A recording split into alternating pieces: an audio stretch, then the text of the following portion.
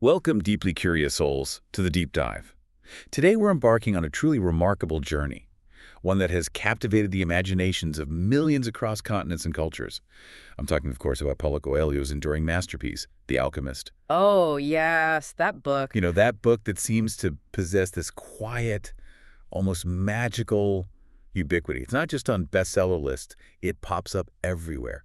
Nightstands of presidents in the hands of global icons. It's truly extraordinary, isn't it, when you actually stop and think about its reach? I mean, translated into an astonishing 56 languages, selling over 20 million copies worldwide, you start to grasp the sheer magnitude of its impact. It really is something else. It is. It's a book that has sparked countless conversations, provoked, really deep thought, and inspired action across such a diverse tapestry of human experience that resonance is just undeniable. Absolutely. I remember reading a description from HarperCollins, the American publisher. They captured it so well. They said, reading The Alchemist was like getting up at dawn and seeing the sun rise while the rest of the world still slept. Wow. That's beautiful. Isn't it? Such an evocative way to suggest its profound, almost spiritual awakening effect.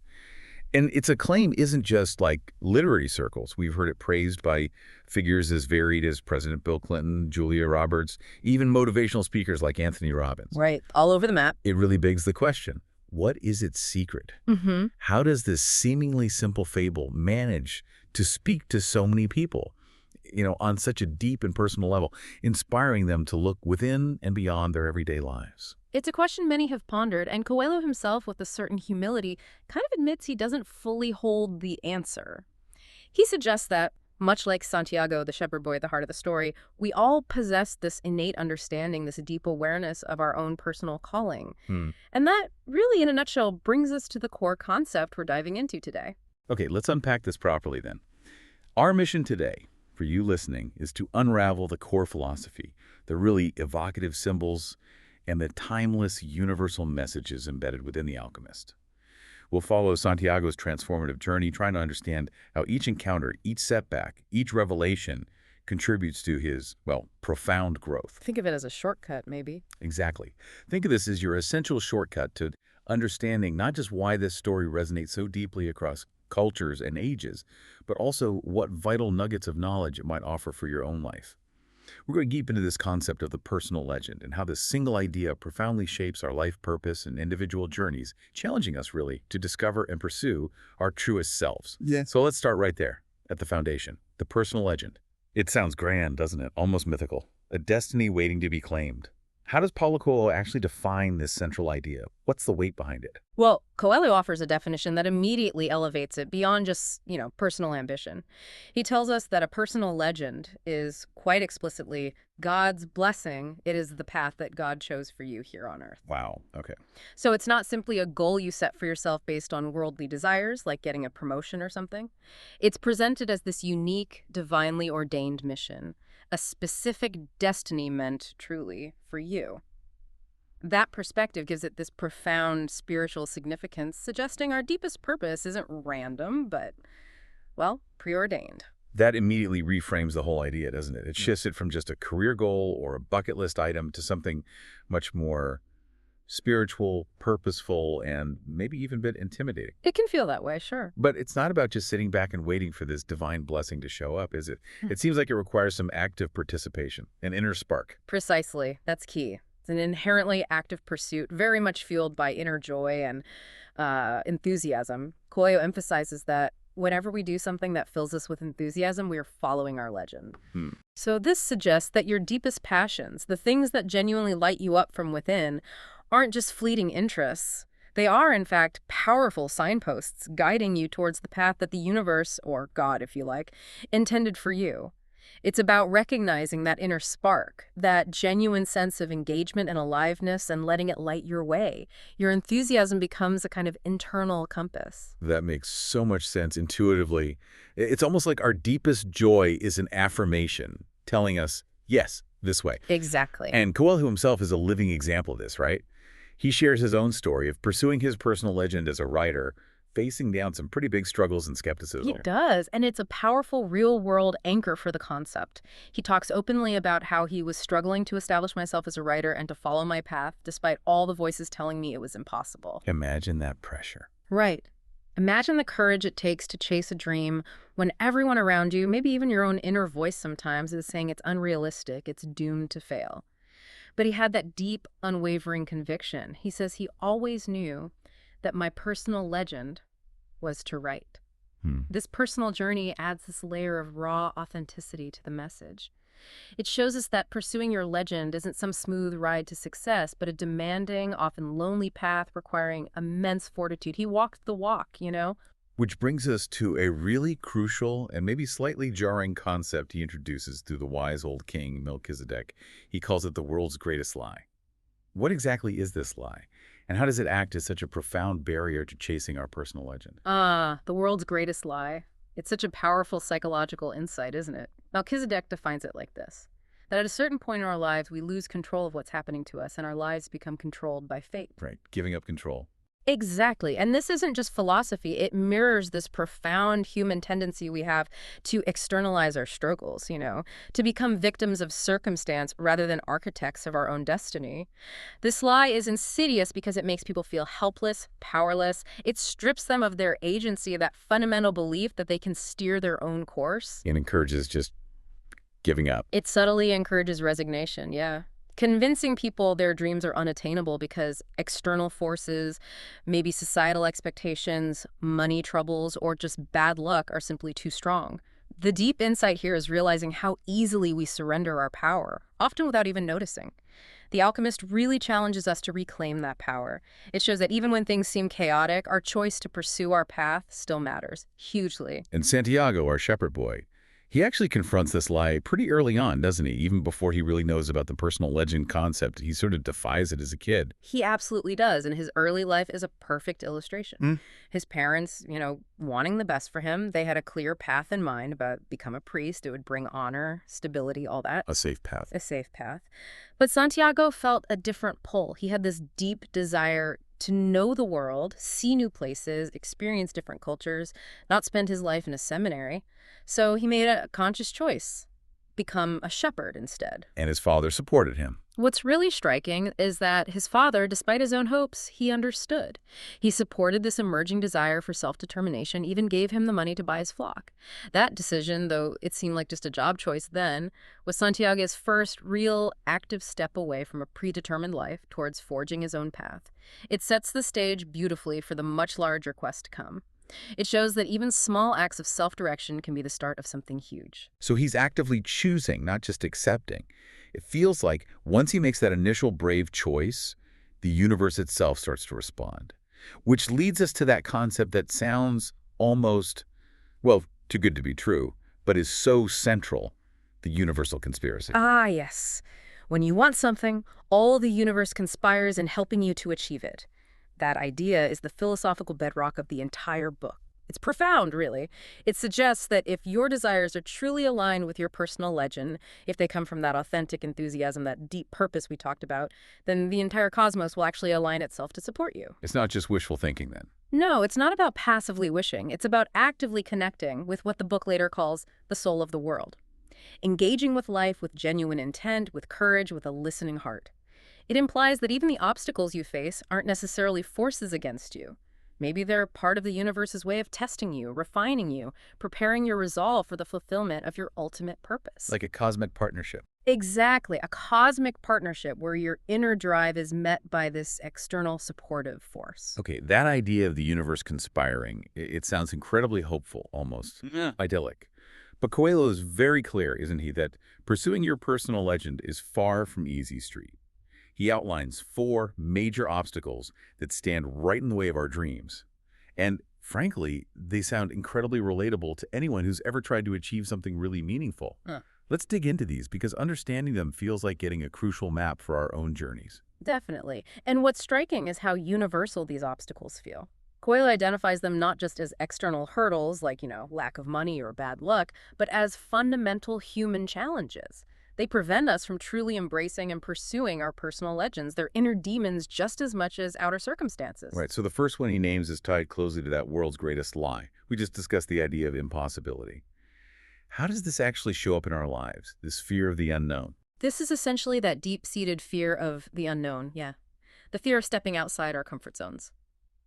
Coelho explains that We are told from childhood onward that everything we want to do is impossible. Ugh, yes, you hear that all the time. All the time. This constant, subtle, and sometimes not so subtle reinforcement from society, family, even our own internal critics.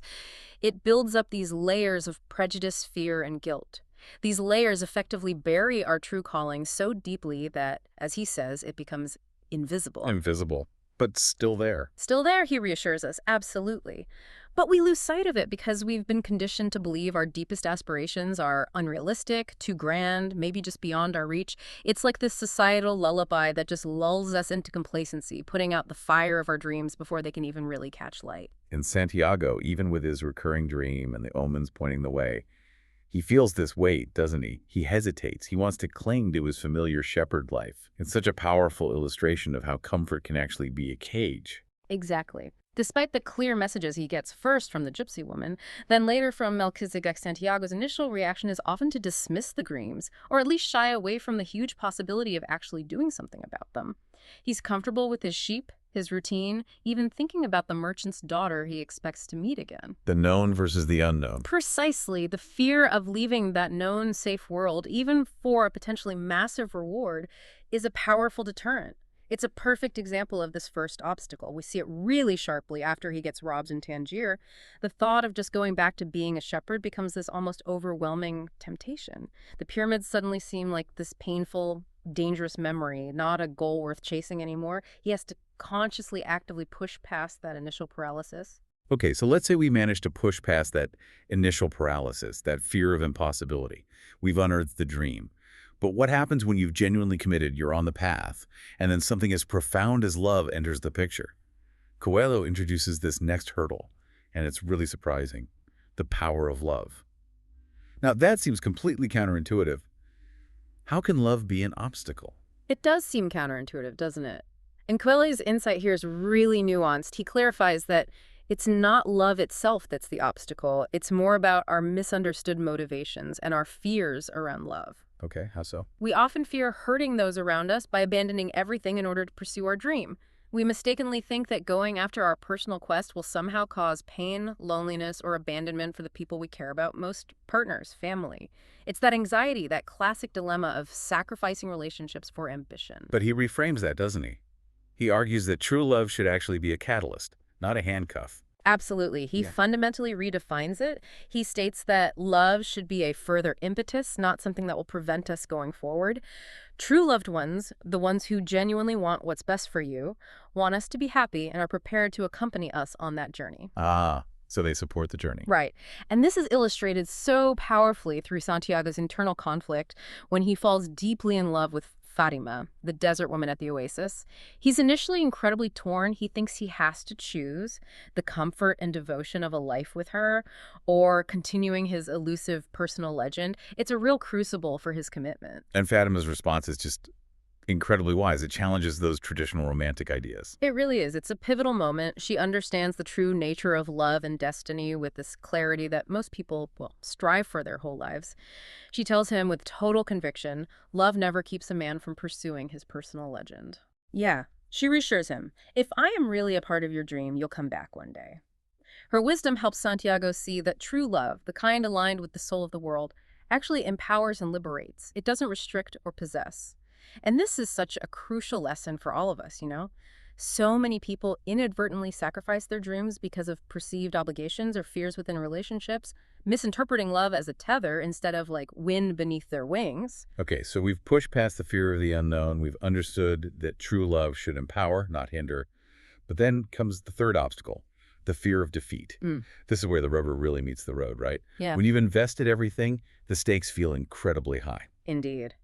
This obstacle hits hard because, as Coelho notes, those who fight for their dreams suffer far more when it doesn't work out because we cannot fall back on the old excuse. Oh, well, I didn't really want it anyway. Oof, yeah. No safety net. Exactly. When you've staked everything, your time, your money, your emotional energy, maybe even your identity on a dream, the setbacks, the failures, those moments where it feels like everything is just crumbling, they hit with profound intensity. This is where resilience isn't just tested, it's forged. It's a real trial by fire. But there's wisdom for that, too. There is. Coelho offers that profound piece of wisdom that echoes everywhere. The secret of life is to fall 7 times and to get up 8 times. It's such a powerful message of unwavering persistence in the face of inevitable failures.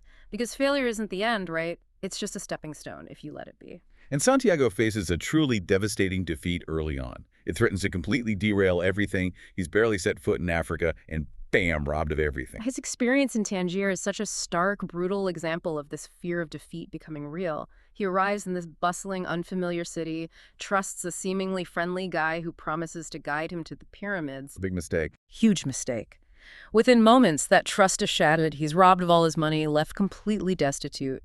This sudden, drastic change plunges him into despair. He's in a foreign land, can't speak the language, no money, no longer the comfortable shepherd he was. It's a moment of utter loss, a crushing blow that would make most people just give up and go home. But he doesn't. But he doesn't. True to the wisdom, he ultimately got up. He finds work with the crystal merchant, slowly rebuilds his resources, learns a new trade, and crucially rebuilds his resolve. This demonstrates the very essence of getting up that 8th time, even after a soul-shaking fall. It teaches him that invaluable lesson of perseverance through adversity, turning what looks like a catastrophe into a foundational learning experience. All right, and finally, Coelho names the 4th obstacle, the one he calls the most dangerous, the fear of realizing the dream itself. This one is really counterintuitive. Why would anyone fear achieving what they've fought for their whole life? It seems like that should be the ultimate reward. It is counterintuitive, but it's a subtle and incredibly powerful psychological barrier. It's often rooted in these deeply ingrained beliefs about worthiness, maybe, or even the nature of happiness itself. It often gets wrapped up in what Coelho calls a saintly aura of renouncing joy and conquest. Like it's somehow noble not to succeed. Kind of. Or feeling a strange sense of guilt, maybe looking around at others who haven't achieved their dreams, or believing deep down that we do not deserve to get what we want. It's as if success itself carries this burden, this fear that achieving everything might leave us feeling empty. Or maybe that we're just not good enough for that level of fulfillment. He quotes Oscar Wilde here, right? He does. Each man kills the thing he loves. It's invoked to explain how people unconsciously or consciously sabotage themselves right on the verge of success, often out of this irrational fear of what comes after the dream is realized. It's a fear of the unknown future, even if that future is exactly what we've always wanted. And Santiago definitely feels this pull. After working for the crystal merchant, he's got enough money to buy double his original flock. He seriously thinks about just going back to his old life. That's a perfect example of this final obstacle's insidious nature. He's got wealth, he's learned a new language, expanded his worldview, overcome setbacks. He could go back to a comfortable, familiar life, richer than before, secure. It's a very tempting alternative to the unknown, difficult, maybe even disappointing reality of chasing a literal treasure at the pyramids. But the crystal merchant is the ultimate example of someone stuck here. Absolutely. The crystal merchant is the most striking example. He deliberately chooses only to dream of Mecca, never actually going. He voices this very fear, believing that if he realizes his lifelong dream, he'd have no reason to go on living. He prefers the perpetual hope, the comfort of the dream over its potential fulfillment. He's trapped by this fear of unworthiness, or maybe the fear of a void after achievement. It's such a powerful cautionary tale about the cost of living in constant anticipation, instead of embracing the journey and whatever outcome it brings. So, after exploring these 4 really profound obstacles, what does this all mean for us? What's a practical, actionable takeaway we can carry into our own lives from these insights? Well, the practical takeaway is kind of multifaceted, but also incredibly clear, I think. It boils down to cultivating patience in difficult times and holding on to that unwavering understanding that even when things seem to go totally wrong, the universe is conspiring in our favor. Faith, basically. Faith, yes, but it requires this delicate balance of faith with action. You have to believe in your path, but also continuously put in the effort despite the setbacks. It's about recognizing these hurdles not as punishments, but as essential tests. Tests designed to strengthen your spirit, refine your character, and ultimately prepare you for realizing your personal legend. These obstacles aren't roadblocks. They are, in fact, part of the journey itself. They're integral to the transformation you have to undergo to truly deserve and achieve your dream. They're like the friction that polishes you. Polishes you into the person you need to be. Hey. Santiago's journey, it's clearly not just a physical trek across a desert, is it? It's so deeply symbolic, a spiritual odyssey, really. And a huge part of understanding it, as Santiago himself learns, is being able to interpret the subtle whispers and profound messages of what the book calls the language of the world. Let's start with dreams and omens, because they're the initial sparks for his entire quest. Right. It's really striking how central dreams are. They're explicitly presented as the language of God, not just random subconscious noise, but direct communications, divine messages, meant to guide us towards our path, our personal legend. They're like the first invitations from the universe. And Santiago's recurring dream about treasure at the pyramids is the prime example. It's this persistent whisper he just can't ignore. Mm. But crucially, he needs help interpreting it initially, right? Which suggests that sometimes we need that external validation or guidance to really grasp our inner messages. Indeed. He first seeks out a gypsy woman, a figure often linked with hidden knowledge, prophecy, and later he meets the old king Melchizedek. Both of them, in their own ways, help him understand that his dream isn't just a dream. It's a potent, divine message leading him towards a real treasure. These initial interpretations are so crucial because they don't just validate his inner feeling. They give him the permission, the confidence to actually pursue it, to break away from his familiar life. They're the push he needs. And then there's this idea of beginner's luck, which Melchizedek calls the principle of favorability. It sounds like the universe giving you a little nudge, like a free sample to get you hooked. That's a perfect way to put it. The principle of favorability is the universe's way of whetting your appetite. It provides this initial taste of success, maybe a series of lucky breaks or coincidences, to encourage you on your path and build your confidence right at the start. Like Santiago selling his sheep so easily. Exactly. He sells his sheep easily to a friend who, turns out, always dreamed of being a shepherd. It's almost too smooth. And the crystal merchant experiences it too when Santiago's arrival suddenly boosts his stagnant business. These early, seemingly effortless wins aren't just about building confidence. They reinforce that core idea that the universe is conspiring in your favor, rolling out a welcome mat for your new journey. It's an affirmation. Yes, you're on the right track. Melchizedek also gives Santiago those physical tools, the Urim and Thummim, to help him read the omens.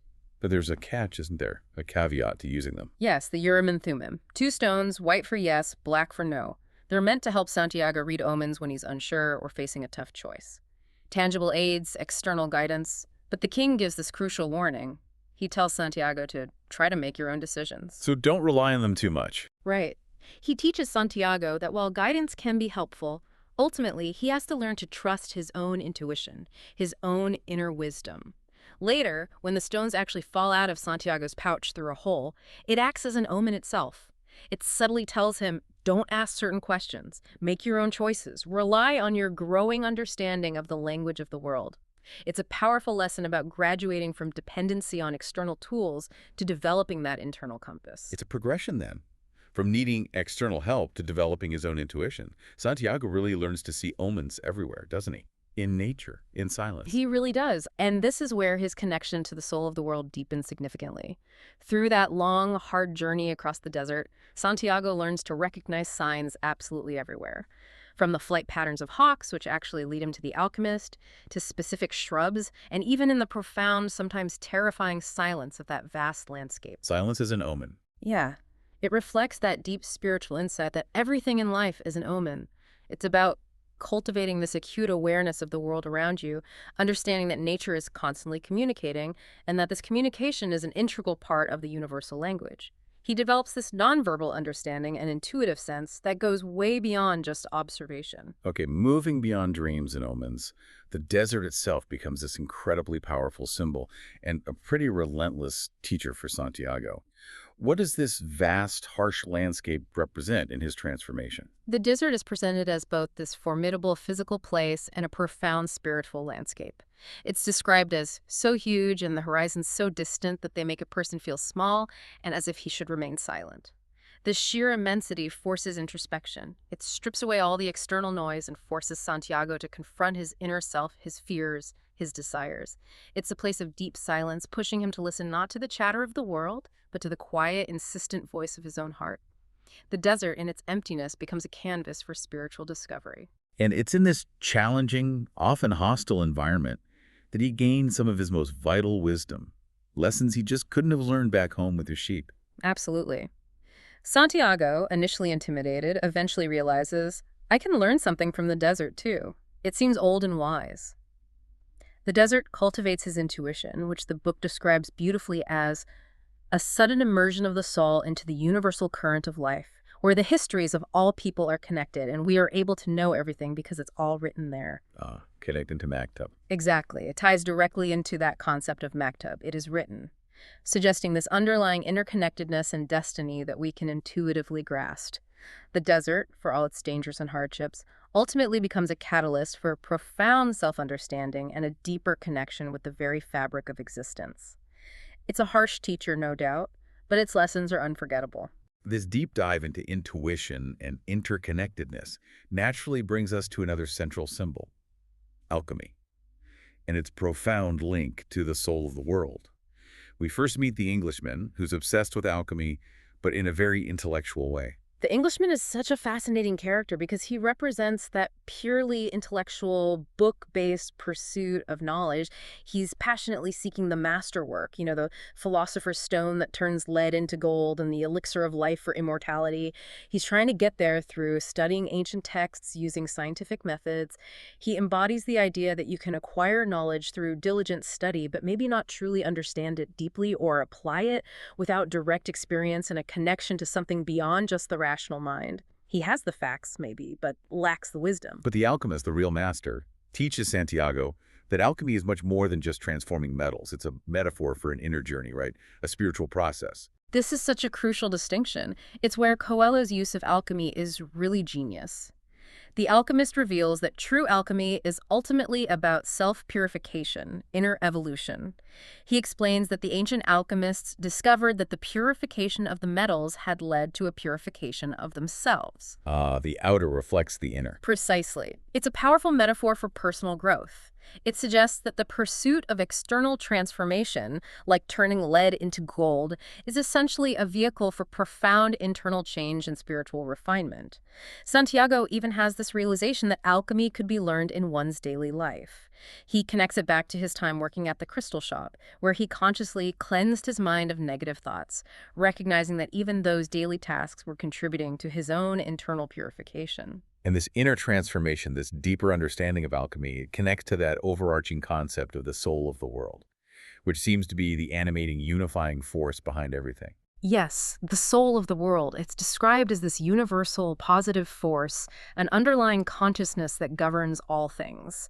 This idea of an anima mundi, a world soul, isn't unique to Coelho, of course. It echoes in ancient philosophies, spiritual traditions all over the globe, Stoicism, some Eastern paths.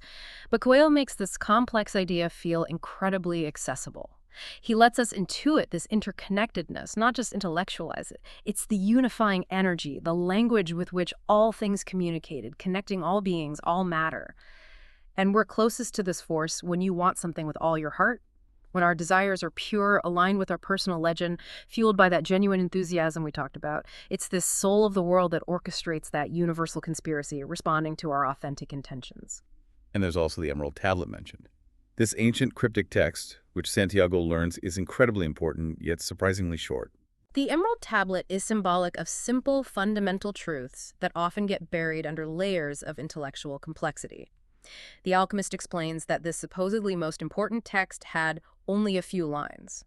It was easily understood if one truly grasped the soul of the world and didn't overcomplicate simple truths with endless analysis. Keep it simple. Basically, it reinforces the idea that God created the world so that, through its visible objects, men could understand his spiritual teachings. It's a profound reminder that often the most significant wisdom is found in simplicity. In looking beyond the surface, learning to truly see and listen to the world around us, instead of just burying ourselves in books. The truth is often elegant and simple if we just tune in. Finally, let's talk about the treasure itself. Santiago's whole journey starts with chasing this physical, hidden treasure at the pyramids. But that's not really the ultimate reward in the end, is it? It becomes something much bigger. Well, what's really fascinating is how the symbol itself transforms. While Santiago sets out on a literal quest for external material wealth, the hidden treasure, the true reward, the ultimate prize, is the profound internal transformation and self-discovery he goes through along the way. The physical gold, which, spoiler alert, he does eventually find, is almost incidental compared to the invaluable wisdom, courage, and understanding he gains. The treasure becomes less about what he gets and much more about who he becomes. And the final twist, the ultimate revelation, is that the treasure is found in a completely unexpected place. Yet it brings him beautifully full circle. Yes, that surprising twist of the treasure's actual location back at the ruined church in Spain where his journey began reveals that the journey itself was the most vital, the most enriching part of the quest. It underscores that it's not about the destination nearly as much as it is about the person you evolve into during the pursuit. This really highlights the constant evolution and inherent value at the heart of both the alchemical process and the personal legend. The book even suggests that elements like lead, copper, and iron have their own personal legends to fulfill, that they too must transform itself into something better. It mirrors Santiago's own growth and emphasizes that everything in the universe is on this path of continuous improvement and becoming. His journey literally brought him full circle, geographically, but he returned as a completely different, enlightened individual. Santiago starts out as this seemingly simple shepherd. He's content with his routine, sure, but he also harbors this quiet, restless spirit. His character arc is really the spine of the whole story, holding all its wisdom. Let's trace that journey from his comfortable beginnings to his eventual mastery of himself and, well, the language of the world. His evolution is truly remarkable. It's a classic hero's journey, really, distilled into a fable. He begins in comfort, yes, but underneath that contentment is this quiet curiosity, this deep-seated desire to travel, sparked by that persistent dream. Remember, he'd even attended seminary briefly, the path his parents wanted, but he chose the shepherd's life specifically because he yearned to know the world. That choice was key. That initial independent choice for experience over security, supported by his understanding father, is the very first step away from a predetermined life and towards his own unfolding personal legend. He chooses experience right from the outset. But his path is anything but smooth sailing. He faces these significant setbacks, things that look like outright disasters at the time, yet they become crucial turning points in his development. It's such a powerful lesson in reframing adversity, isn't it? Absolutely. Being robbed of all his money right after arriving in Tangier, for example. Initially, that seems like a devastating catastrophe. He's stranded, broke, terrified. But it forces him into a new situation, working for the crystal merchant. And that experience becomes this profoundly crucial learning period. He learns more than just how to sell crystal. Oh, much more. During that time, he not only earns back his money and then some, but more importantly, he learns a language without words, just by observing people, watching for omens. And he learns the language of enthusiasm by actively improving the merchant's business, infusing it with his energy. These aren't just misfortunes, they're integral lessons. They shape his understanding of the world, teach him resilience, resourcefulness, the power of positive engagement. Every stumble genuinely becomes a step forward for him. And along the way, he doesn't just learn from his own mistakes or successes. He encounters this series of mentors, guides, each offering a distinct piece of the puzzle that helps him put it all together. That's very true, and it highlights that universal truth. We rarely achieve great things entirely alone. The gypsy woman validates his initial dream. Melchizedek, the king of Salem, introduces him to the core concept's personal legend, principle of favorability, giving him that philosophical grounding. Even the crystal merchant teaches him something. Right. The crystal merchant, though mostly a cautionary tale about unfulfilled dreams, teaches Santiago about patience, the value of hard work, and the real dangers of inaction. Then the Englishman guides him into the intellectual side of alchemy, providing context and theory. And finally, the alchemist himself becomes his ultimate teacher, helping him bridge that gap between theory and practice, connect directly with the soul of the world, and master his own inner power. Each encounter is a vital stepping stone, showing how diverse wisdom shapes the journey. His deep love for Fatima at the oasis also presents this major challenge to his resolve. It almost makes him turn back, doesn't it? It forces him to confront a really fundamental choice. That's a truly critical moment in his development, yes. His deep, sudden love for Fatima really tests his commitment to his personal legend. It puts him in this profound dilemma: settle down, choose love and domesticity, or continue the arduous, uncertain quest for treasure. It's that classic conflict, the heart versus the calling. But Fatima's wisdom helps him see clearly. Her profound wisdom is key. Her powerful assertion, if I am really a part of your dream, you'll come back one day, combined with the alchemist's crucial teaching that love never keeps a man from pursuing his personal legend, ultimately pushes him forward. It reframes love beautifully, not as this possessive, restrictive force, but as an empowering one that supports and celebrates individual destiny.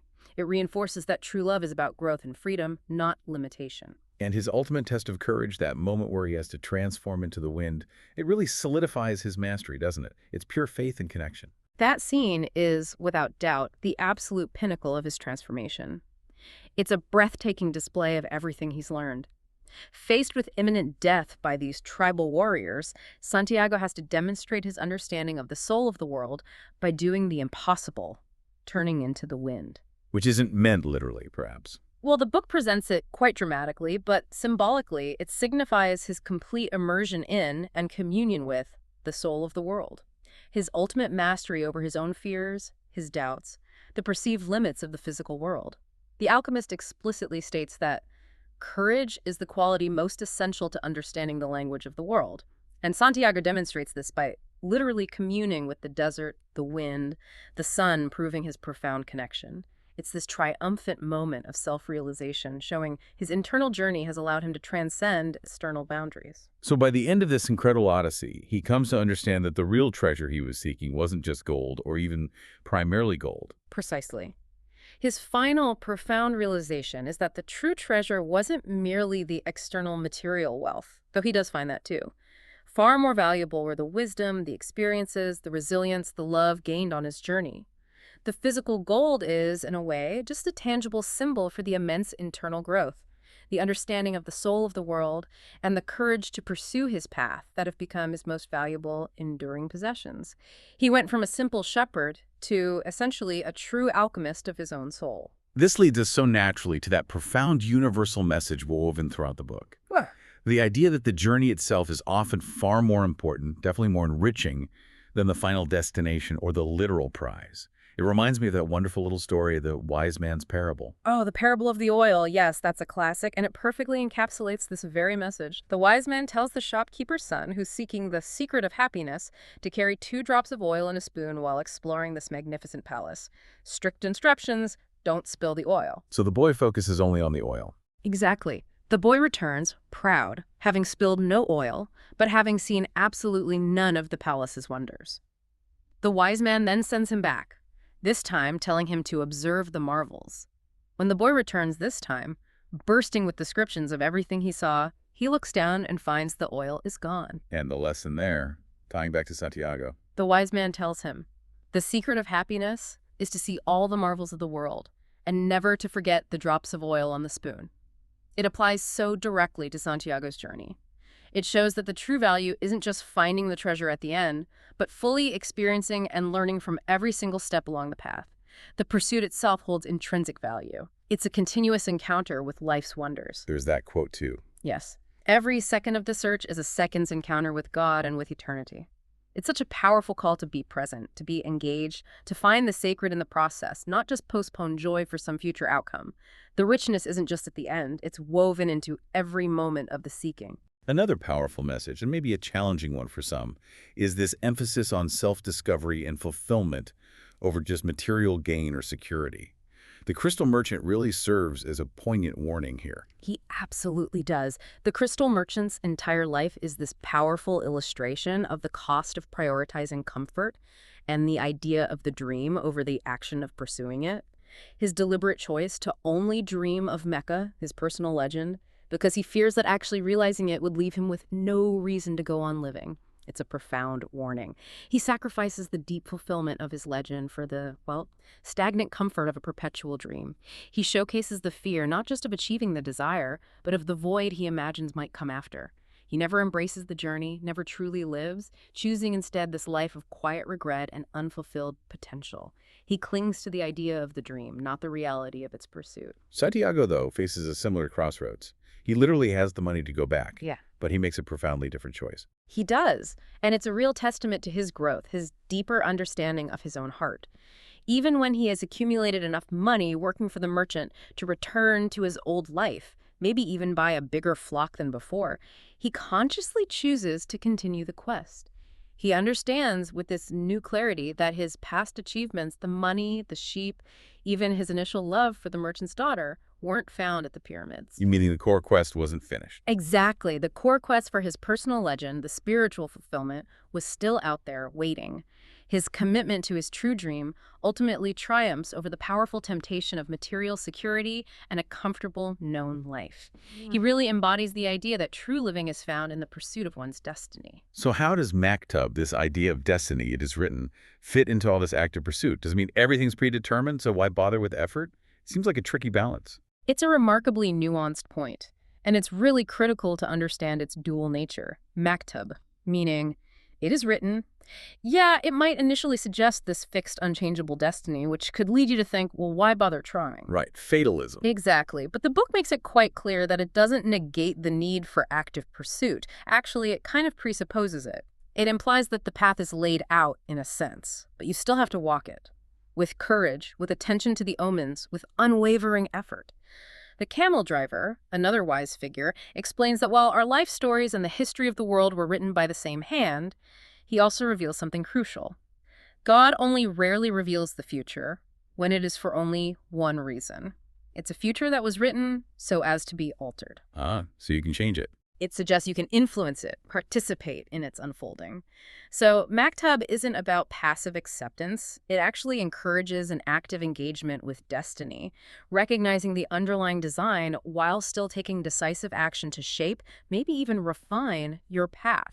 It's this fascinating interplay between fate and free will, this profound dance where your awareness and your effort allow you to align yourself with the universe's grand design for you.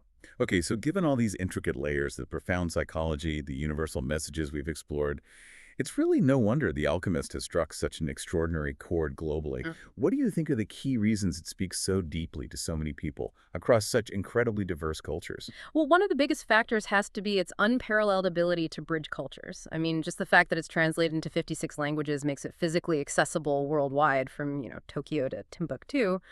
But it's the themes it explores that truly transcend any cultural or linguistic barriers. With human stuff. Exactly. It's an exploration of these fundamental human experiences. Dreams, destiny, purpose, courage, love. It speaks to this core human yearning that feels universal. It tackles those deep existential questions that every single person, regardless of their background or beliefs, kind of grapples with at some point. We see that reflected in the international praise, right? Germany's Der Spiegel calling it a beautiful, inspiring read.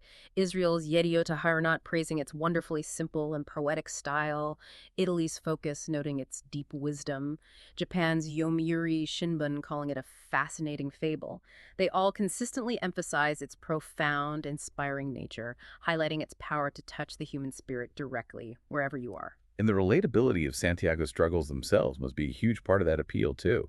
We can all kind of see ourselves in his journey, can't we? Absolutely. Think about how many myths and heroes' journeys across cultures feature a protagonist facing down internal demons, external obstacles, just like Santiago. From Odysseus in ancient Greece to quests in countless folklores, that archetypal journey of self-discovery, confronting fears, doubts, temptations, it resonates because it mirrors our own everyday battles, big or small. The four obstacles again. Right. Those universal struggles against the fear of the unknown, the misunderstood power of love, the fear of defeat, even that weird fear of success as Coelho lays them out, they're deeply relatable. He distills this universal pattern into a fable that anyone can see themselves in. It makes the emotional and psychological hurdles feel instantly recognizable, whether you're living in a huge city or a tiny village. It normalizes these struggles and, crucially, offers this hopeful framework for actually overcoming them. But despite all this widespread acclaim, this profound impact, the book has faced some criticism, too. You sometimes hear it described as, well, simplistic or maybe even too mystical. How do we address that, especially given the depth we've just spent time exploring? Is that a fair critique? It's a really valuable point to consider, and I think it often comes down to individual perspective, how you approach text. Interestingly, we actually see glimpses of this very critique within the book itself. Remember the Englishman? Right, Mr. Books. Exactly. With his scholarly approach to alchemy, he initially expresses frustration with Santiago's mania for simplifying everything. He prefers complex texts, scientific methods over intuitive understanding. And even the gypsy woman wisely observes that it's the simple things in life that are the most extraordinary. Only wise men are able to understand them. Suggesting simplicity isn't shallowness. Precisely. It suggests that what some might perceive as simplistic, Others, particularly those maybe more open to intuitive truths, see as profoundly wise.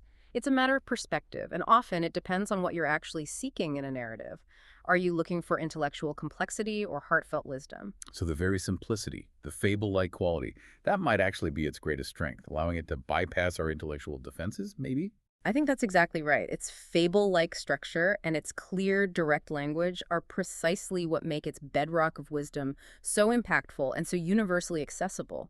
We saw that in the international acclaim notes. It has the comic charm, dramatic tension, and psychological intensity of a fairy tale, praised for its directness and simplicity.